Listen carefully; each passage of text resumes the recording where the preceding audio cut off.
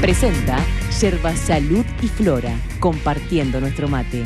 Comprá Yerba Salud y Flora en Distribuidora Lucas Cerro Largo y ganate un 0 kilómetro.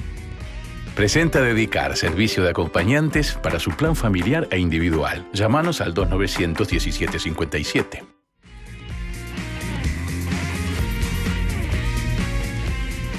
La forma de expresarse tiene mucho que ver con la sustancia de lo que pasa, ¿no? Cuando uno se entera de que hay una movilización de cincuentones, bueno, uno ya sabe que no va a ser una cosa que van a salir corriendo, saltando y agitando, porque uno ya no le da el físico, Nico. Es decir, una movilización de cincuentones es una especie de oxímoron, de contradicción en sí mismo. No son igual los cincuentones de ahora que los de antes. No, por cierto. Pero yo estoy bastante cascoteado. Pero me refiero a aquellos que tienen entre 51 y 59 años y que en el año 96, cuando se votó la ley que creó las AFAP, fuimos, yo era uno de esos, no se pudo elegir. Es decir, bueno, usted pase tal porcentaje al régimen AFAP, mixto. Al régimen mixto, exacto. Y que hoy se encuentran con liquidaciones, los que ya se están jubilando, claro, de hasta un 30% más bajo a la que recibirían si hubieran quedado en el BPS. Claro, y la que están recibiendo sesentones, gente que tiene unos pocos más años, pero que quedaron en el régimen de transición y pudieron optar por mantenerse en el régimen del BPS con una tasa de reemplazo mayor. ¿Qué pasó con los denominados cincuentones? Lo analizaba Forteza y Rossi, dos economistas del Departamento de Economía de la Facultad de Ciencias Sociales, muy claramente. Quedaron entre la espada y la pared, porque acumularon relativamente pocos años de aporte en las AFAPs, no más de 20, y se les reconoció aportes a BPS acotados. Les rebajaron el reconocimiento de sus aportes previos a la entrada del sistema mixto. Entonces lo que les queda es una jubilación que no suma mucho ni por un lado ni por el otro. Lo peor de los dos sistemas. Quedaron entre la espada y la pared. Ahora, dice el senador Luis Alberto Heber que se podría arreglar con una ley interpretativa. Es tan sencillo, quizás desde el punto de vista jurídico, pero luego hay que poner la diferencia. Sí, esto, la ley.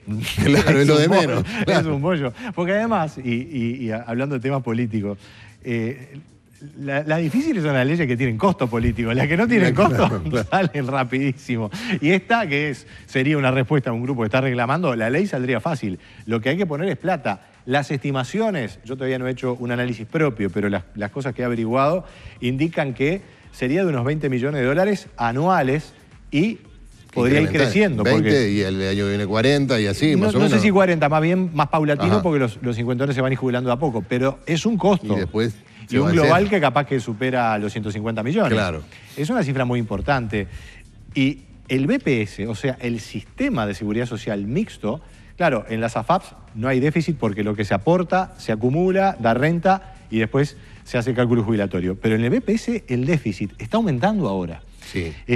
Surgieron opiniones muy relevantes en este tema. La del propio presidente Vázquez en Fraiventos, que dijo, bueno, no, yo no tuve nada que ver con esto. Bueno, sí, pero lo cual me parece que se regaló porque... Es discutible. El Frente Amplio, parte del Frente Amplio apoyó, ¿no? Claro, exacto. Y ahí aparecieron, por ejemplo, la coordinadora de jubilados y pensionistas, que además anunció que presentará en los próximos días a los partidos con representación parlamentaria un proyecto de ley para resolver en forma urgente y definitiva. La situación la calificó de gravísima, pero además le recordó que tanto el actual ministro de Economía, Danilo Astori, entonces senador, el actual senador y senador también en aquel momento, Rafael Michelini, aunque estaba fuera del frente en ese momento, el senador Rubio, acompañaron la creación de las AFAP. Ahora, este es un problema que hace a la sustancia de las AFAP y que ha llevado a que buena parte del frente y el PIT-CNT estén en contra, o es un problema de diseño que en definitiva afecta a solamente al primer grupo etario que se jubila. Es muy importante la pregunta. Esto no afecta a las AFAP en sí mismas directamente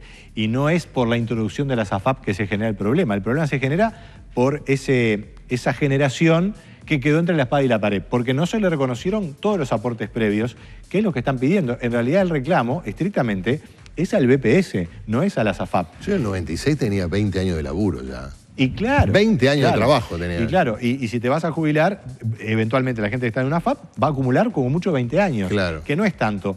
Vázquez decía, porque claro, él se acordaba del problema de los sesentones. Ahora usted dice, y ahora vienen unos cuarentones, te como diciendo, no. Pero no es así. No es así. Los cuarentones, los treintones, la gente que hoy es joven, ya empezó a aportar a las AFAP y no va a tener este problema que sí enfrentan estas lo que personas. a mí me dio la impresión, porque nunca se había hablado, el presidente no cerró la puerta a que hubiera una solución. Pero se manifestó bastante escéptico de que hubiera una solución. Sí, es que el tema es estrictamente presupuestal. Si tuviéramos una situación fiscal más cómoda, esto seguramente se resolvería de alguna manera. Hay otro hecho que está asociado, y lo hablamos con Blanca Rodríguez en Subrayado, y es interesante, porque en realidad el problema que hay aquí también es que hay muchas personas, los más afectados de los cincuentones son los de ingresos medios y altos, que son los que más hacen la diferencia. Los que tienen esos más bajos no tanto. Y muchas personas de este grupo, a los 60 años, de alguna manera se ven obligadas a jubilarse, porque son cargos altos gerenciales. Entonces, hay una situación del mercado laboral que hace que esto sea también más preocupante. Porque el expresidente Sanguinetti decía, no, el sistema mixto salvó al sistema de jubilaciones y si se jubilan con unos años más, ya la diferencia no es tan grande. El tema es que eso muchos no lo pueden hacer. No pueden elegir. Exactamente.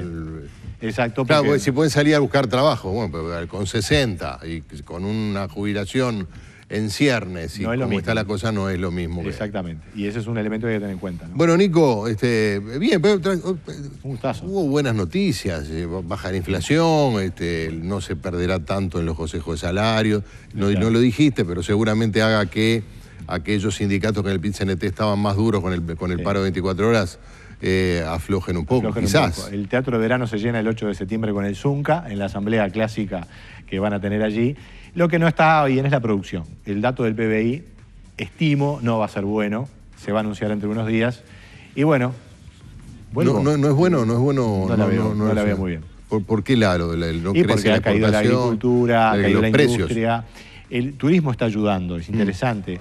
Pero además venimos con una base de comparación muy alta. Claro. Entonces, pero bueno, en realidad eso no sorprendería demasiado. El tema es cómo nos perfilamos para el año que viene. Sí, lo que la caída en China no fue, sobre todo después de la crisis de la bolsa, no fue tan grave como podría haber sido y más o menos aguantó el chaparrón ahí. Pero los precios en dólares bajan y te está bajando el dólar. Entonces, porque cuando bajaron los precios en dólares, en el año 2009, subió el dólar.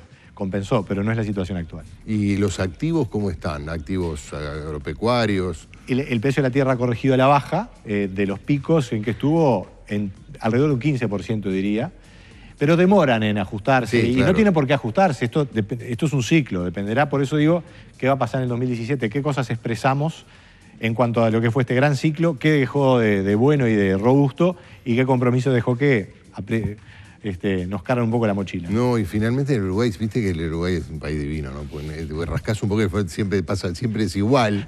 Sí, claro. Jugátela a los ladrillos. Jugátela a los ladrillos, bueno. Los ladrillos, invertir en bienes inmuebles, y ¿no? bueno, eso se ha sostenido, pero está muy quieto el mercado. Sí, muy poco operativo. Y sobrevaluado, dicen algunos. Y por eso mismo, claro. Efectivamente. Bueno, Nico, ha sido un gusto. Debutan hoy contra Boston River. Contra Boston River, emocionante. Me encantaría ir a Trinidad, donde va a jugar Boston River de local. Pero bueno, hoy voy a tener al Subrayado, que ya me pidieron un análisis sobre Brasil. Y bueno, no sobre Defensor Sporting. Defensor Sporting es un análisis permanente. Gracias por acompañarnos. Bueno, pero él es de la casa, ¿tengo que dar yerba igual? Yo vine por eso, básicamente. Sí. Bueno, pero es un relajo esto. Al final cualquiera que viéramos yerba. Bueno, está llegando te llevas una salud y flora, por supuesto. Encantado. Gracias por acompañarnos y gracias a ustedes por estar allí. Mañana, sin falta, nos reencontramos después de Subrayado del mediodía para compartir la tarde en casa. Chao.